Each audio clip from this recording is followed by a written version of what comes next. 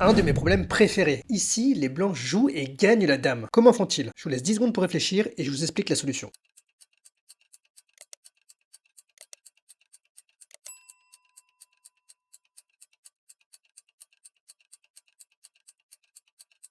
Bon, j'espère que vous avez trouvé la solution à ce problème super élégant. Alors, regardons ça ensemble. Ce qu'il faut voir, c'est que la dame ne peut pas aller s'installer sur la quatrième ou la cinquième rangée. En effet, toutes les cases sont complètement contrôlées. Donc déjà, on peut avoir une idée d'où est-ce qu'il faut réussir à emmener la dame. Ici, bien sûr, un coup comme tour B7 ne marcherait pas, tout simplement après roi H6 qui donnerait des cases de fuite pour la dame, par exemple en H8, et les blancs auraient perdu tout leur avantage. Ici, il faut jouer le très précis tour C6. L'idée, c'est que, comme je l'ai dit, la dame ne peut pas venir sur cette rangée. Alors, elle a deux choix. Soit elle vient sur cette rangée, soit elle vient sur celle-ci. Si elle vient sur la dernière rangée, elle a deux cases possibles, D8 ou F8. Et dans les deux cas, disons qu'elle vient en D8, il y aura cavalier E6, fourchette, dame, roi. Pareil si elle vient en F8, cavalier E6, fourchette, dame, roi. Alors la dame ne va pas aller sur la 8e rangée, mais elle peut aller sur la 7e. Donc là, elle a deux cases, dame E7 ou dame F7. Et peu importe si elle va en E7 ou en F7, le coup sera le même et ça sera tour C7. L'idée c'est que la tour cloue la dame, donc la dame n'a plus de cases, elle est forcée de prendre la tour, et là on joue cavalier E6, échec, et vient récupérer la dame.